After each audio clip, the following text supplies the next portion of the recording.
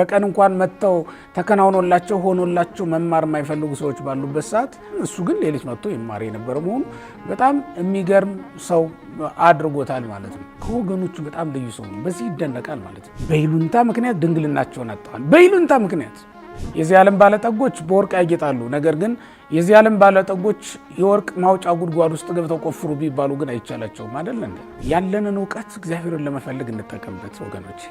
ያለንን ሀብት እግዚአብሔርን ለማግኘት እንጠቀምበት። ወደ እግዚአብሔር ልባችንን እንዳናቀርበው በዓለም ውስጥ በጣም ብዙ ነገሮች ከልክለው ሊሆን ይችላል። ግን እንደ ኒቆዲሞስ መወሰን መቁረጥ ይኖርብናል።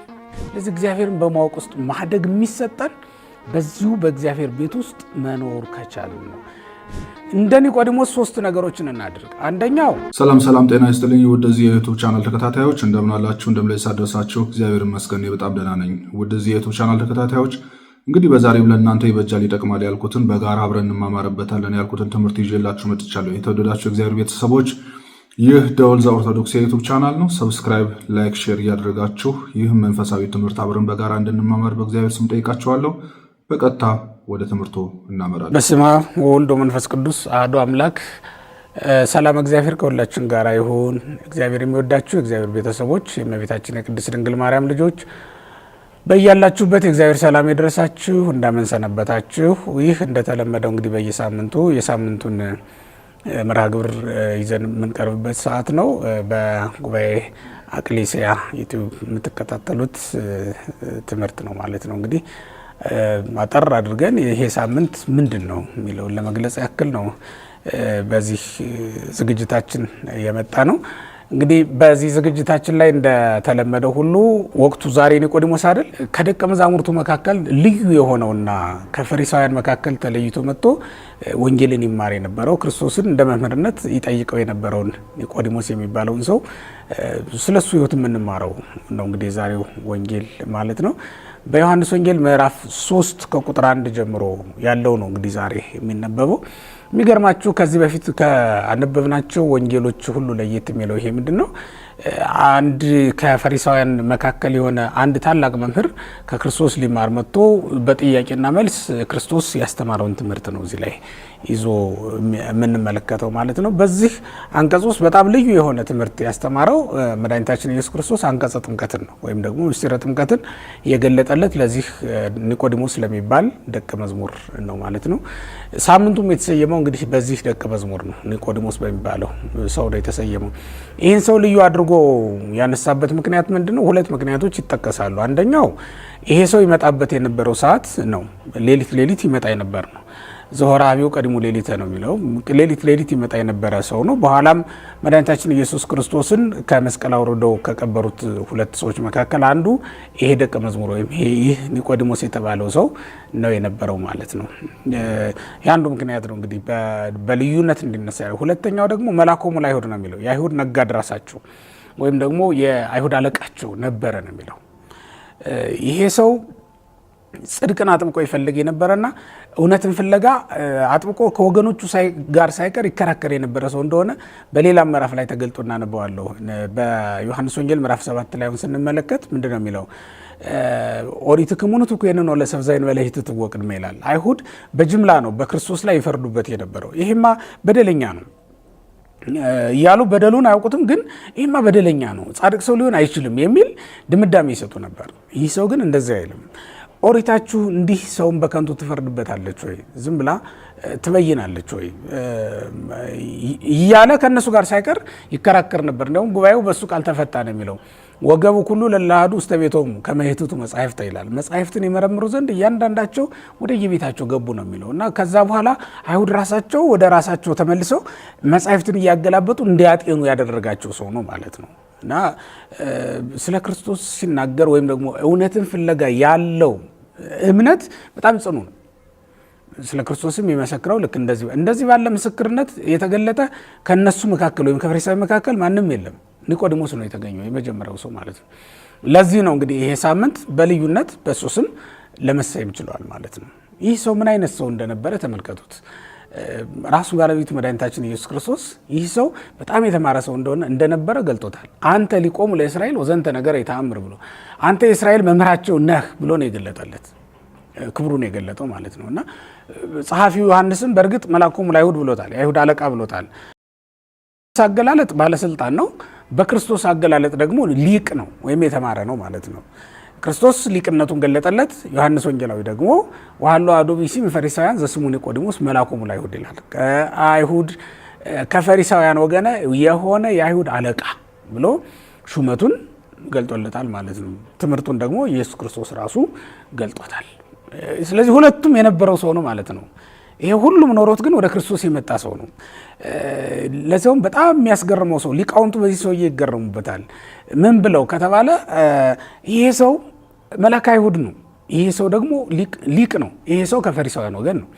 ከፈሪሳውያን አንዱም እንኳን ምናልባት በኋላ ቅዱስ ጳውሎስ ይመጣ ካልሆነ በስተቀር ከፈሪሳውያን አንዱም እንኳን ከዚህ ሰው ወይም ከዚህ ብላቴና የ30 ዓመት ጎልማሳ ሆኖ ስለሚታያቸው ማለት ነው ክርስቶስን ሊማር የፈቀደም አንድም የለም። አንድ ቀን እንኳን ጉባኤው ላይ ህዝቡ በዝቶ ከማየታቸው የተነሳ ሊታዘቡ ይመጡ ነበርና ሲመጡ እንኳን ምንድን ነበር የሚሉት? ማይተ ያምር ዝንቱ መጽሐፈ ዘይማህሮ መንሄ፣ ማንም ሳያስተምረው ይሄ ሰው መጽሐፍን እንዴት ሊያውቅ ቻለ የሚል የትዝብት ጥያቄ ነው ይጠያየቁ የነበረ እርስ በርሳቸው እንጂ አንዱም እንኳን ለመማር ወደ ክርስቶስ የቀረበ የለም። ከወገኖቹ በጣም ልዩ ሰው ነው። በዚህ ይደነቃል ማለት ነው። በዚህ ይደነቃል። የ50 ዓመት የ60 ዓመት ሽማግሌ ሆኖ ከዚህ ጎልማሳ ይማራል እስከ ዛሬ ድረስ ትምህርት አልተካተተለትም ማለት ነው። ይሉኛል ሳይል በእውነቱ ይሉኝታን ሁሉ ጥሎ ነው የመጣው። ይሉኝታን ሁሉ ትቶ ሽሮ ነው የመጣው ይሄ ሰውና በጣም የሚገረሙበት ለዚህ ነው። ሊቃውንቱ ያደንቁታል ማለት ነው። ይህን ሁሉ ሳይል ነው የመጣውና በዚያ ላይ ደግሞ ሌሊት መምጣቱ ነው በጣም ያስገርመው ማለት ነው። ሌሊት መምጣቱ ምን ያስገርማል? በዚያ ሰዓት መቼስ ሌሊት የረፍት ጊዜ አይደለ? በቀን እንኳን መጥተው ተከናውኖላቸው ሆኖላቸው መማር የማይፈልጉ ሰዎች ባሉበት ሰዓት፣ ባሉበት ሀገር፣ ባሉበት ዓለም እሱ ግን ሌሊት መጥቶ ይማር የነበረ መሆኑ በጣም የሚገርም ሰው አድርጎታል ማለት ነው። ሌሊት እንግዲህ ሲመሽ ህዝቡ ሁሉ ይበተኑ ነበር የሚለው ከጴጥሮስና ከሌሎቹ ደቀ መዛሙርት በስተቀር ክርስቶስ ባደረበት የሚያድር ማንም የለም። ክርስቶስ የሚያድርበትን ቦታ ስታዩት ደግሞ የአይሁድ አለቃ የሆነ ይሄ ሰው መጥቶ ያድርበት ዘንድ በእውነቱ እንደ ውርደት አያስቆጥርም። በዚያ ዘመን ከፈሪሳውያን አንዱ እዛ ኤሊዮን ዋሻ ውስጥ ያድር ዘንድ እንደምን ቻለ፣ እንደምንስ አመነበት የሚለውን ስታዩ ጥበብን ፍለጋ የማይሆኑት ነገር እንደሌለ ትመለከታላችሁ። የዚህ ዓለም ባለጠጎች በወርቅ ያጌጣሉ። ነገር ግን የዚህ ዓለም ባለጠጎች የወርቅ ማውጫ ጉድጓድ ውስጥ ገብተው ቆፍሩ ቢባሉ ግን አይቻላቸውም አይደል እንዴ? ሂደው ቆፍረው አምጥተው ያጌጡ ባለሀብቶችን ልናገኝ በፍጹም አይቻልም። ነገስታት በወርቅ በታነጸ ቤት ውስጥ ይኖራሉ አይደል? ድሆች ደግሞ የመቃብር ጉድጓድ ውስጥ የወርቅ ጉድጓድ ውስጥ ገብተው ወርቁን ቆፍረው አዘጋጅተው ያመጣሉ ለባለጸጎች፣ ለነገስታቱ ማለት ነው። ይሄ ወርቅ ከየት እንደመጣ ነገስታቱ አያውቁም። ኒቆዲሞስ እንዲህ አይነት ሰው አይደለም። ጥበብ ያለችበት ቦታ ድረስ ሂዶ ፈልጎ ሊያመጣት የሚፈልግ ሰው አይነት ሰው ነው። ጥበብን የተጠማ ሰው ነው። እውቀትን የተጠማ ሰው ነው። እውነትን ፍለጋ ላይ ያለ ሰው ነው። በጣም የሚገርም ሰው ነው ይሄ ሰው ስትመለከቱት ህይወቱ ማለት ነው። እና ክርስቶስ ደግሞ ያድር የነበረው ኤሊዮን ዋሻ ውስጥ እኮ ነው። ደብረ ዘይት እኮ ነው የሚያድር የነበረው። ይሄ ማለት አስቡት የባህታዊ ስፍራ ነው እንጂ ዓለማውያን ሊያድሩበት የሚችሉ አይደለም። ቀን በህዝብ መካከል ሲያስተምር ይውላል። ቀን በገሊላ ባህር ላይ በጀልባ ሲመላለስ ይታያል። ቀን የሞቱትን ሲያነሳ የታመሙትን ሲፈውስ እንመለከተዋለን። ቀን ሁሉም ይከተለዋል። ምክንያቱም ቀን ላይ የሚውለው በከተማ ስለነበረ ነው። ማታ ግን እንደዛ አይደለም። የሚያድርባት የነበረችው ጠባቧ የኤሊዮን ዋሻ ናት። ይሄ ሰው እዛ ነው ሄደው ተመልከቱት። እንዴት አይነት ሰው እንደሆነ እና ለዚህ ነው ኒቆዲሞስን በቤተክርስቲያናችን የምናከብረው እና የሚደነቀውም ሊቃውንቱ መተርጉማኑ የሚያደንቁት ከዚህ የተነሳ ነው። እነዚህ ሁሉ ነገሮች ክብሩን ሳይቀንሱበት፣ እነዚህ ሁሉ ነገሮች ምክንያት ሳይሆኑ፣ በዛውም ላይ ደግሞ ሌሊት ቀን ሲፈርድ ይውላል። ቀን ባለጠጋ ነው፣ ሲያበድር ይውላል። ቀን የተማረ ነው፣ ለጠየቁት ሁሉ መልስ ሲሰጥ ይውላል። ስለዚህ ምን አደረገ? ያለችውን ጊዜ ግን እውነትን ፍለጋ ተጠቀመባት ማለት ነው። ይህ ሰው ይህን ሁሉ ታምራት ያደረገ ይህ ሰው በባህር ላይ በደረቅ እንደሚሄድ ሰው ሆኖ የተራመደ ይህ ሰው ያለ ጀልባ በባህር ላይ መራመድ መሻገር የሚችል ከሆነ ማን ነው እሱ? ይህ ሰው 5 እንጀራ ኖሮት ለ5000 ሰው ማብላት የቻለ ነው። ማን ነው እሱ? እሱን ፍለጋ ነው ሄዶ ማለት ነው፣ እግዚአብሔርን ፍለጋ። ስለዚህ በጣም የሚደነቅበት ምክንያት ይህ ነው። ኒቆዲሞስ የተወደዳችሁ እግዚአብሔር ቤተሰቦች ከዚህ ሰው ምን እንማራለን እኛስ ካላችሁኝ፣ በጊዜውም ያለ ጊዜውን እግዚአብሔርን ደጅ መጥናት ልምድን ነው ከዚህ ሰው ልንወስድ የሚገባ። እውነትን ፍለጋ ያለችበት ድረስ መሄድ፣ ጽድቅን ፍለጋ ያለችበት ድረስ መሄድ፣ ጽድቅን ተጠምቶ መሄድ እግዚአብሔርን መጠማት በጊዜውም ያለ ጊዜውም፣ ይሄ ማለት በቀንም በሌሊትም ማለት ነው። እግዚአብሔርን ያለንን እውቀት እግዚአብሔርን ለመፈለግ እንጠቀምበት ወገኖች። ያለንን ሀብት እግዚአብሔርን ለማግኘት እንጠቀምበት። ያለንን ጉልበት ወደ እግዚአብሔር ለመጠጋት እንጠቀምበት። ያለንን ችሎታ፣ ይሄ ልዩ ችሎታ የሚባላል አይደል? ያለንን ችሎታ በጠቅላላ እግዚአብሔርን ለማግኘት ወደ እግዚአብሔር ለመጠጋት ልንጠቀምበት ይገባናል። በየትኛውም መንገድ ቢሆን ወደ እግዚአብሔር መሄድን ነው ምርጫችን ማድረግ ያለብን። ጨለማም እንኳን ቢሆን የማይከለክለን መሆን አለብን እኛ። ምክንያቱም እኛ ማለት ነፍሴ አንተን ተጠማች ከሚለው ከዳዊት ጋር አብረን የምንዘምር ሰዎች ነን። ልክ እንደ ኒቆዲሞስ፣ የኒቆዲሞስ ደቀ መዛሙርት ነን አይደለኛ? የኒቆዲሞስ ተከታዮች ነን አይደል? ልክ እንደ ኒቆዲሞስ እኛም ክርስቶስን ባለበት ቦታ ሁሉ ፈልገን የማግኘት ግዴታ አለብን ማለት ነው። እሱን ሳናገኝ ሌሊትም ቢሆን የማይነጋለን፣ እሱን ሳናገኝ ገደልም ቢሆን የማይከለክለን፣ እሱን ሳናገኝ ምቾት እንኳን የማንፈልግ አይነት ሰዎች መሆናችንን ማሳየት ይኖርብናል። እርግጥ ነው ወገኖች፣ እግዚአብሔርን የምናገኝበት ስፍራ ላይ ምቾትን አብረን ላናገኛት እንችላለን። እግዚአብሔርን የምናገኝበት ስፍራ ላይ ጨለማ ሆኖ ልንቸገር እንችል ይሆናል። እግዚአብሔርን ልናገኝ በምናደርገው ጥረት ውስጥ የሚገረግሩን በጣም ብዙ አይነት ነገሮች ሊኖሩ ይችሉ ይሆናል። ምናልባትም ባለስልጣንነታችን ሊሆን ይችላል። ያንን እንዳናደርግ የከለከለን፣ የቅዳሴ ሰዓት ላይ እንዳንገኝ፣ ቅዱስ ቁርባንን እንዳንቀበል፣ ሌሎችንም ነገሮች እንዳናደርግ፣ ወደ እግዚአብሔር ልባችንን እንዳናቀርበው በዓለም ውስጥ በጣም ብዙ ነገሮች ከልክለው ሊሆን ይችላል። ግን እንደ ኒቆዲሞስ መወሰን መቁረጥ ይኖርብናል። ከባልንጀሮቻችን የተለየ ሀሳብ እንኳን እስከ ማሰብ ድረስ ሊያደርሰን ይችላል። ሃይማኖት ነው። በሃይማኖት ጉዳይ ነው እየተነጋገርን ያለ ነው። ስለዚህ እንደ ኒቆዲሞስ መሆንን መመኘት ይኖርብናል ክርስቲያኖች። ምክንያት የምንደረድር ሳይሆን ያለ ምክንያቶችን ሁሉ አልፈን ክርስቶስን ለማግኘት መሄድ። እሱን ካደረገ በኋላ ነው እንግዲህ ኒቆዲሞስ ረቢ ነአምር ከመ እምኀበ እግዚአብሔር መጻእከ ብሎ ጀመረ። መምህር ወይ ከእግዚአብሔር ዘንድ ተልከህ እንደመጣህ እናውቃለን። አልቦ ዘይክል ይግበር ዘንተ ተአምረ ዘአንተ ትገብር ዘይንበለ ዘእግዚአብሔር ምስሌሁ። እግዚአብሔር ከእሱ ጋር ካልሆነ በስተቀር ማንም ሰው አንተ የምታደርገውን ታምራት ያደርግ ዘንድ አይቻለውም ብሎ ይህን ሁሉ ይነግረው ነበር ማለት። ስለ ክርስቶስ ምስክርነት መስጠት ጀመረ። የተስተካከለ ምስክርነት እንኳን አይደለም። ምክንያቱም እግዚአብሔር ከሱ ጋር ካልሆነ ሰው በስተቀር አንተ የምታደርገው ማንም አያደርግም። እግዚአብሔር ነው አላለውም። እግዚአብሔር እንዳደረበት ሰው አስመስሎት ነበር። ያልተስተካከለ ነው። እርግጥ ነው አጥርተን እንኳን እንዳይ መጀመሪያ ላይ እግዚአብሔር ክብሩን እንዴት አጥርተን ልናውቅ እንችላለን? እርግጥ ነው አጥርተን መጸለይ አንችልም መጀመሪያ ላይ። ምክንያቱም እኛ ከዓለም ነውና የመጣ ነው። እኛ ገና ከስጋ እስራት ነፃ ለመውጣት እየታገልን ያለንንና አጥርተን ሁሉንም የታዘዝነውን የወንጌልን ቃል እንፈጽማለን ማለት አይቻልም። በምጽዋታችን ውስጥ ንፍገት አለበት። በጸሎታችን ውስጥ ፍቅር ማጣት አለበት ወገኖቼ። በጾማችን መካከል ትምክህት አለበት። በአገልግሎታችንም ውስጥ ከንቱ ውዳሴን መሻት አለበት። እርግጥ ነው አጥርተን ያገለገልንበት ጊዜ የለም። ንጹሕ መስዋዕት ለእግዚአብሔር እንደሚገባው መጠን ያቀረብንበት ጊዜ የለም። ግን እሱ በቸርነቱ ንጹሕ እንደሆነ አድርጎ ተቀብሎን እስከሆነ ምን ታስባላችሁ? እንዴት ታዩታላችሁ? ወገኖች እግዚአብሔር አጥርቶ ስለሚቀበለን እኮ ነው እንጂ በምንችለው መጠን ነው የምናቀርበው እንጂ እያንዳንዱን ነገር ለሱ እንደሚገባ አድርገን ያቀረብንበትን ጊዜ በፍጹም ብናስብ እንኳን ልናገኝ አንችልም። ስለዚህ ኒቆዲሞስ ንግግሮቹ ደካማ ናቸው፣ ግን እሱ ራሱ እስኪያስተካክለው ድረስ ይታገሰዋል እንጂ አይቆጣውም ማለት ነው። ከእግዚአብሔር ዘንድ ተልከህ እንደመጣህ ነው የሚለው እንጂ ራሱ እግዚአብሔር እንደሆነ እንኳን አያውቅም ነበር ማለት ነው። እና ባለዋቂ ንግግር ነው የተጀመረው ንግግሩ። እግዚአብሔር እኮ አስተካክሎ ነው የሚሰማን ታውቃላችሁ። አስተካክሎ ነው እግዚአብሔር አስተካክሎ ነው የሚያየን እግዚአብሔር ድክመታችንን እንኳን ሳይቀር ማለት ነው። እና በዚህ ልክ ማየት ይኖርብናል። ይህንን ሲል ኢየሱስ ክርስቶስ ምላሽ አልነፈገውም። አንተ የእስራኤል አለቃቸው መምህራቸው ስትሆን ይህን አታውቅምን? ይሄ ወደ እግዚአብሔር መንግስት ሊገባ የሚወድ ቢኖር ምን ማድረግ እንዳለበት ነገረው። ዘይተወልደ ዳግመኛ ያልተወለደ ሰው ከእግዚአብሔር መንግስት የእግዚአብሔር መንግስት ሊወርስ አይችልም፣ ወደ እግዚአብሔር መንግስት ሊገባ በፍጹም አይቻለው ብሎ ዳግም ልደት ምን እንደሆነች ነገረው ማለት ነው። ምንድን ነው ዳግም መወለድ? ይክልኑ በውያው ገበያ ውስጥ ተከርሰሙ ወይተወለድ ዳግመ። አሁን ለዚህ ለሰማያዊ ንጉስ ለዚህ ታላቅ መምህር የሚቀርብ ጥያቄ ነበር። ይሄ በእውነቱ ትንሽ ጥያቄ ሊመስል ይችላል። ሰው ወደ እናቱ ማህፀን ዳግመኛ ይገባል? እንዴትስ ነው ዳግመኛ ሊወለድ የሚችለው የሚለውን ነገር አቀረበለት። እሱ ደግሞ እንደገና አብራራለት። በፍቅር ጠየቀው፣ በፍቅር መለሰለት። ምን አለው? ሰው ከውሃና ከመንፈስ ካልተወለደ በቀር ወደ እግዚአብሔር መንግስት አይገባም። ተመልሶ ወደ እናቱ ማኅፀን ይገባል ማለት አይደለም። እንደገና ረቂቅ ልደት ያስፈልጋችኋል እያለው ምክንያቱም ፈሪሳውያን ሕገ ኦሪትን በሚገባ ያውቃሉ። ኦሪት ደግሞ ልጅነትን የምታሰጥ አይደለችም። ከእግዚአብሔር ለመወለድ የምታበቃ ሕግ አይደለችም። አሁን ከእግዚአብሔር ለመወለድ የምታበቃ ሕግ መታለችና ኢየሱስ ክርስቶስ ዳግመኛ ትወለዱ ዘንድ አላችሁ ነው የሚለው።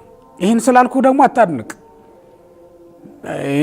አታድንቅ እያለ ደግሞ እንዲሁ መላልሶ ይነግረዋል ማለት ነው። እና እየደጋገመ ነው እስኪገባው ድረስ ያስረዳው ማለት ነው። ወገኖች ገብቶንም ይሁን ሳይገባን ወደ እግዚአብሔር ብንቀርብ እግዚአብሔር የሚያስረዳን አይደለምን? ገብቶንስ ይሁን ሳይገባን አገልግሎቱን ብንጀምረው እግዚአብሔር እንዲገባን የእውቀቱን መንፈስ የሚሰጠን አይደለምን? እግዚአብሔርን ፈጽሞ አውቆት ለማገልገል የጀመረ ማን ነው? በእውነት እንደ ክብሩ መጠን አውቆት አገልግሎት የጀመራለ? እንደ ክብሩ መጠን አውቀነው ነው ጸሎት መጀመር ያለብን? እንደ ክብሩ መጠን አውቀነው ነው መዘመር ያለብን? እንደዛ እኮ አይደለም የሚያሳየው። እግዚአብሔርን በፍቅር እንቀርበዋለን፣ በፍቅር ደግሞ ራሱን ይገልጽልናል። እያደግን የምንሄደው በእግዚአብሔር ፊት ስንሆን ነው ማለት ነው ወገኖች። ስለዚህ እግዚአብሔርን በማወቅ ውስጥ ማደግ የሚሰጠን በዚሁ በእግዚአብሔር ቤት ውስጥ መኖር ከቻልን ነው።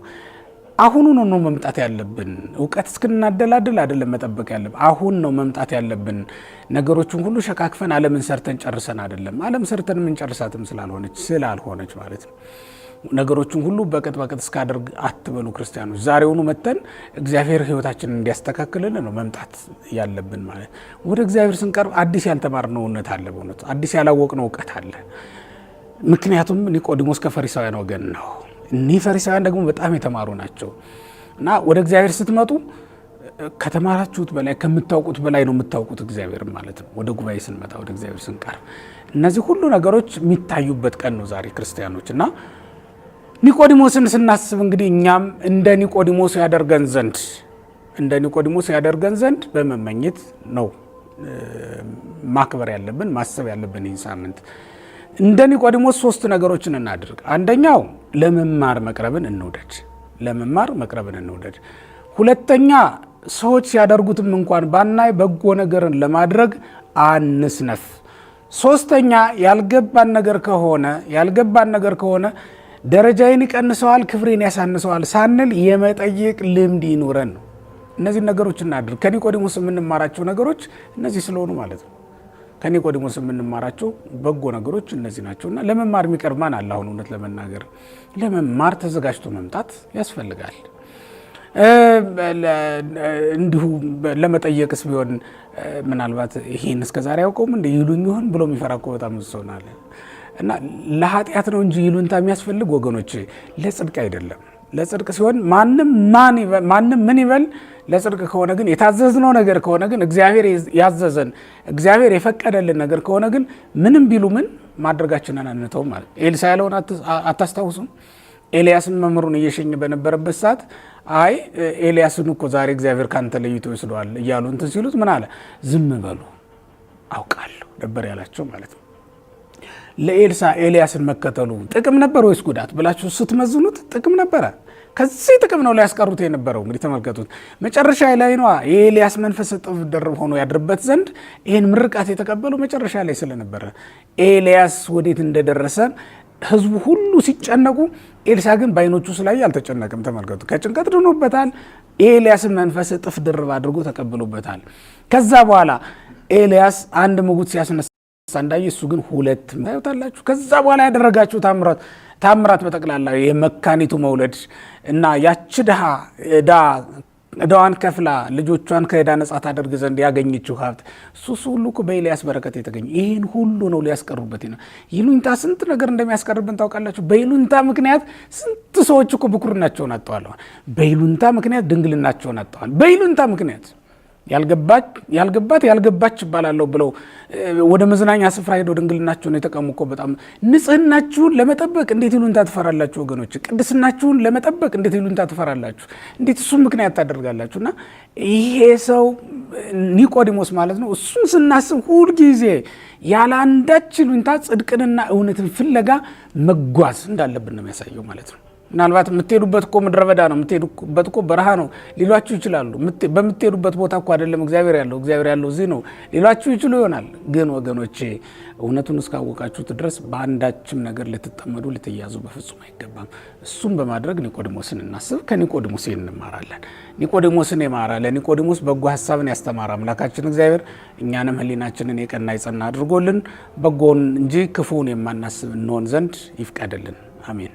እሺ የተወደዳችሁ የእግዚአብሔር ቤተሰቦች በመምህራችን ላይ አድሮ ያስተማረን የመከረን የገጸጸን እግዚአብሔር አምላካችን ስሙ ለዘላለም የተመሰገነ ይሁን። ለመምህራችንም እግዚአብሔር አምላክ ቃለ ሕይወት ያሰማልን፣ ረጅም ዕድሜ ከጤና ጋር ያደልልን። እኛም በሰማነው ቃል 30፣ 60 መቶ ያማረ ፍሬ አፍርተን የመንግስት ወራሾች የስሙ ቀዳሾች እንዲያደርገን የእሱም መልካም ፍቃድ ይሁንልን። የተወደዳችሁ የእግዚአብሔር ቤተሰቦች ይህ ደወል ዘኦርቶዶክስ የዩቱብ ቻናል ነው። ደወል ዘኦርቶዶክስ የዩቱብ ቻናል ለእናንተ በየሳምንቱ እንዲህ ያሉ ትምህርቶችን ይዞላችሁ የሚቀርብ የዩቱብ ቻናል ስለሆነ ሰብስክራይብ፣ ላይክ፣ ሼር እያደረጋችሁ እንድትከታተሉ በእግዚአብሔር ስም እየጠየቅኩኝ ለዛሬው ስለነበረን ሰዓት ሁሉ እግዚአብሔርን እናመሰግነዋለን። ወስብሐት ለእግዚአብሔር። ይቆየን። አሜን።